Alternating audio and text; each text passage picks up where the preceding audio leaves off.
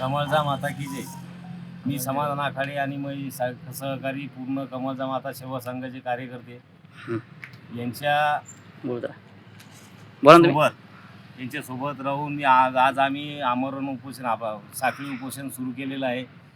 प्रशासनानं आजपर्यंत 6 महिन्यापासून कोणतीही कमळजा मातेच्या मंदिरातल्या पाण्याच्या विषयी फक्त आम्हाला तोंडी असे आश्वासन दिलेले, लेखी स्वरूपात कोणतेही आश्वासन दिलेलं नाही. कलेक्टर साहेब लोणारला 3 वेळेस आलेले आहेत. ज्यावेळेस लोणारच्या मंदिराच्या पायरीला पाणी लागलं होतं त्यावेळेसपासून हे चालू आहे. 6 महिन्याच्या अगोदरपासून नवरात्रामध्ये पाणी लागलं होतं, कमळजा मातेच्या मंदिरात पाणी गेलं त्याच्या अगोदरचा विषय. पण पूर्ण समजा जेवढे समजा प्रशासन आहे यानं कोणत्या सगळं पूर्ण हलगर्जीपणामुळं मंदिरामध्ये एवढं पाणी घुसलेलं आहे. आणि या पाण्याची विल्हेवाट त्यांनी लवकरात लवकर लावावी, नाही तर अन्यथा आज तर समजा आम्ही साखळी उपोषण करतोय.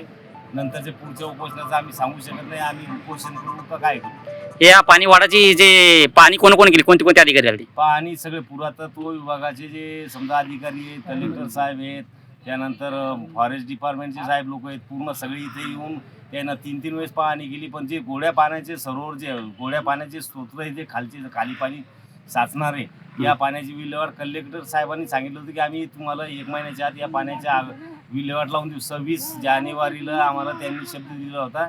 28ला लोणार बंद होतं आणि त्याच्यानंतर कोणतीही प्रोसेस लोणार सरोवर सुरू झालेली नाही. 49 लाख रुपये काहीतरी असा निधी मंजूर झालेला आहे पाणी वर काढायसाठी. गोड्या पाण्याचं जे गोड पाणी खाली सरोवरात चाललं त्या पाण्याचे 49 लाख 60 लाख रुपये असं काहीतरी 60,000 रुपये असं काहीतरी विल्हेवाट त्याचे अजून कोणतीही प्रोसेस चालू झालेली नाही. गोड्या पाण्याचे स्रोत जर का वर काढून पाणी जर का वर काढलं तर खाली पाणी वाढणार नाही. लेखी आश्वासन काहीच भेटलं नाही का? लेखी आश्वासन काही दिलं नाही, पूर्ण तोंडी आश्वासन दिलं. फक्त ते आम्हाला चॉकलेट द्यायला लागले प्रशासन.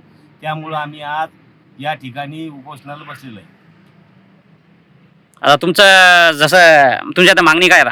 मागण्या आमच्या हे जे आहेत की ज्या जसे भारतात पूर्ण जितके मंदिर आहेत पूर्ण पुरातत्व खात्याचे त्या ठिकाणी जशी रोज सकाळी 6 वाजता मंदिराची पूजा अर्चना होती, पूर्ण देवाची पूजा अर्चना होती, तशी आमची देवीच्या मंदिराची पूजा व्हायला पाहिजे 6 वाजेच्या. म्हणजे आमच्या जे समजा आमच्या विश्वस्त मंडळ आहे आमचं समजा सेवा संघ आहे त्याच्याकडे एक मंदिराची चावी लागत.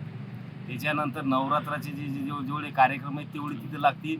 गोड्या पाण्याचं हे जे स्रोत आहे वर काढा लागेल. या आमच्या प्रमुख मागण्या आहेत. जिल्हाधिकाऱ्यांनी मग डबल काहीच केलं नाही कारवाई? जिल्हा अधिकाऱ्यांनी काही नाही मुख्याची भूमिका घेतली त्याने.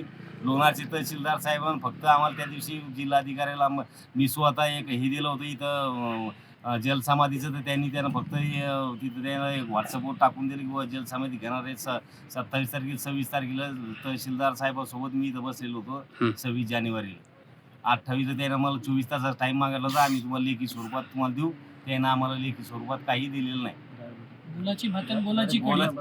त्यानं फक्त बोलणंच केलं, बाकी काही केलं नाही. फक्त चॉकलेट देणं चालू आहे.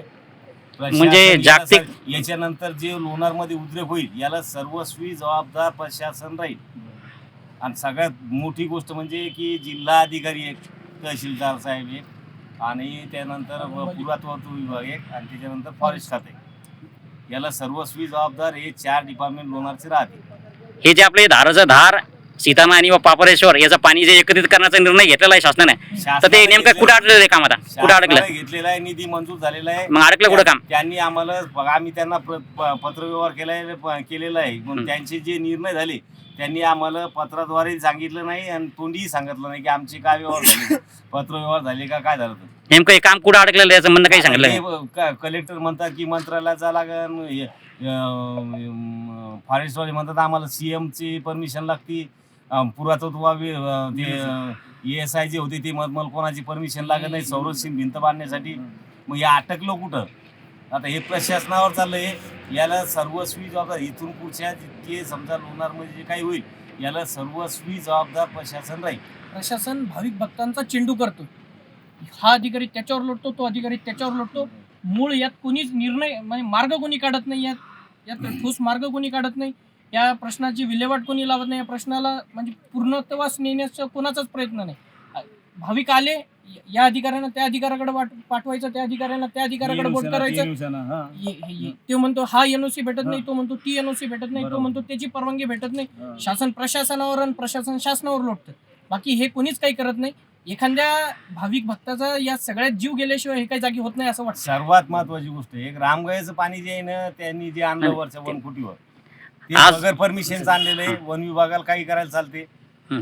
त्यांनी जे पाणी आणलं रामगयाचं तिथून पाईपलाईन करून आणलं. आता या त्याच्या पाईपलाईनला त्याला परमिशन लागत नाही ना आपल्या पाईपलाईनला परमिशन लागायला लागली. म्हणजे ते काम करू राहिले उत्खनन, त्याचं काम चालू आहे. झालेलं आहे हा. काम. म्हणजे त्याचे काम सुरू आहे. 4 वर्ष अगोदर अवैधरित्या झालेलं आहे अनेक काम ते. वृक्षांची कत्तल त्या दोन्ही विभागांनी मिळून तिथं केली. अवैधरित्या अनेक प्रकारचे उत्खनन त्यांनी तिथं केले. आणि त्या सगळ्या विषयावर गावातल्या भाविक भक्तांनी कधी बोट ठेवला नाही. आपलं मागणं फक्त आपल्या देवीचं मंदिर पाण्यात जाऊ नये एवढं होतं. त्यांनी काय केलंय त्याच्यावर आपण बोलत नाही.